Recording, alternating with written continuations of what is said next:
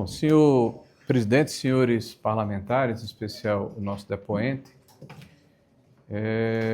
eu preciso dizer à vossa senhoria que é importante, muito importante a sua presença aqui, despido de um escudo que é o habeas corpus, que é um direito que vossa senhoria teria de pleitear, e quero dizer a vossa senhoria que tem todo o meu respeito no sentido do cumprimento da Constituição, ou seja, a presunção de inocência.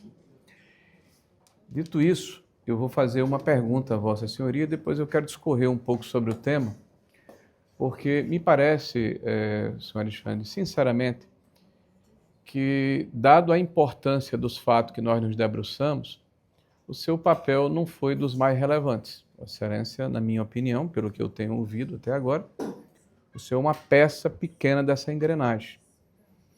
E aqui nessa comissão, nós estamos vendo assim uma vontade muito grande de ouvir algumas pessoas e deixar de ouvir outras que poderiam ser mais relevantes para essa investigação. Vossa Senhoria, como membro da diretoria, chefe da diretoria de governança e integridade, Vossa Senhoria conhece a Comissão de Ética do Governo Federal? Eu conheço a comissão? Que ela existe? Que existe. Que ela funciona? A pergunta que eu faço a Vossa Senhoria, e essa foi uma preparação, o senhor não achou que essa sua transição abrupta da área pública para a privada, né, pelo que o senhor respondeu ao relator, a partir de janeiro de 2023, mesmo no exercício do cargo, Vossa Senhoria começou a ser remunerado por esses serviços extraordinários? O senhor não acha que o senhor pelo menos deveria ter consultado a Comissão de Ética no sentido de perguntar se era necessária uma quarentena? Tá. Eu acho que poderia, mas até que o deputado anterior comentou, Marcel Van Hatten, que ele falou que é vedado ao servidor público ter contratos com empresas, prestar serviço para empresas que têm contrato com o governo. Então, mais uma vez, eu repito que o meu contrato com a Venus, com a Brasília Consultoria, era privado para privado. Bom, eu então, quero dizer a vossa senhoria que vossa senhoria, na verdade, é um produto do momento em que nós vivemos.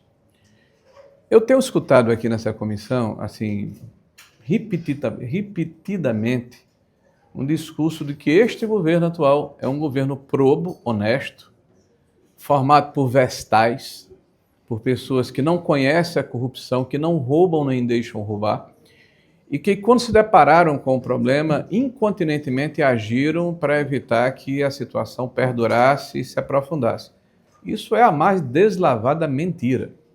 Aqui é dito também, caro depoente, que o governo Bolsonaro preparou a situação para perpetrar esse crime hediondo contra aposentados, em desfavor de hipersuficientes, de pessoas desprotegidas, e a favor de sindicatos e associações da esquerda brasileira.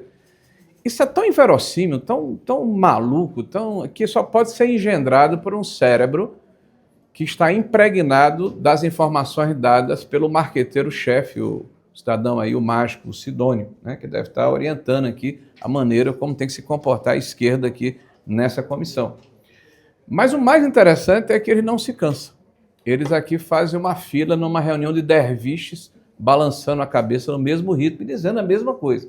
Então, primeiro, corrupção, o Brasil e qualquer país do mundo tem. Nós temos uma má sorte, porque desde 2002, terminando em 24, em 20 e 26 anos, 24 anos do nosso século, a partir de 2002, 18 anos de PT. 18 anos de PT, nenhum país merece. E aí aqui está, ó. O ex-ministro Paulo Bernardo, em 2010, escândalo com consignados. Aí, apareceu agora, 2010, fazem 15 anos. 2010, descontos associativos. A manchete é: contribuição compulsória, aposentados são descontados sem saber e sindicatos faturam milhões, 2010. Idosa descobriu que teve descontos de devido INSS há 30 anos após o conhecimento da fraude atual. Aí, um discurso aqui: nós queremos acabar com a contribuição associativa. Projeto que acaba a contribuição vai sepultar o movimento sindical no Brasil, diz o atual ministro da Previdência. Mudaram pelo peso da opinião pública. Lula disse reúne todo ano com a CONTAG, que é investigado pela Polícia Federal e é a principal beneficiária desde 1994 do desconto associativo. Acusado de fraude do INSS, CONTAG ganha de Lula 2 assentos do Conselho. É o prêmio. Aí nós estamos vivendo num país, e eu queria que a comissão colocasse o primeiro post aí, em que a moral está sendo relativizada.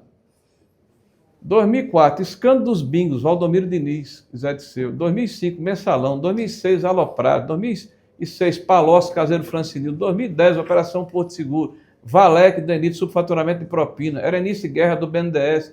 Convênios regulares do Ministério do Esporte. Lava Jato, Fundo de Pensão, Greenfield, INSS. O Supremo Tribunal Federal, pode passar para a próxima.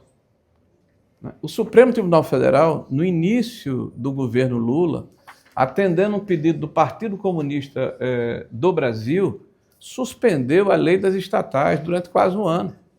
Depois essa lei foi ratificada. Nesse meio tempo, eles fizeram o que sempre fizeram, aparelharam a máquina pública.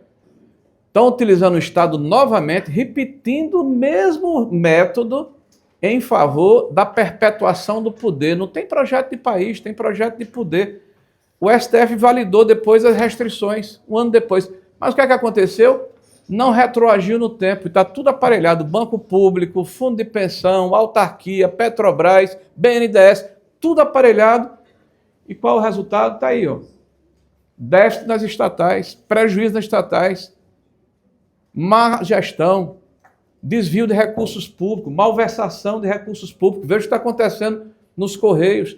A primeira entrevista dada aqui pelo ministro da Justiça, Lewandowski, que na época foi quem suspendeu essa situação e permitiu o aparelhamento da máquina pública, a primeira entrevista dele, quando ele foi perguntado, seu filho, o senhor que comanda o STF, a investigação, comanda a Justiça, ele é um dos principais advogados de uma dessas empresas fraudadoras. Não há conflito de interesse. Vossa Senhoria tem razão em dizer que não há conflito de interesse. Se o STF, através do seu ministro Lewandowski, que não há conflito de interesse, se ele conduz a investigação, como é que Vossa Senhoria poderia se comportar de maneira diferente? Infelizmente. Aí vem o STF, que é o mesmo que definiu por 7 votos a 4, que não há conflito de interesse quando um cônjuge ou um parente atua em um processo que ele é juiz. Que país é esse? É o país da moral do PT. A próxima, por favor.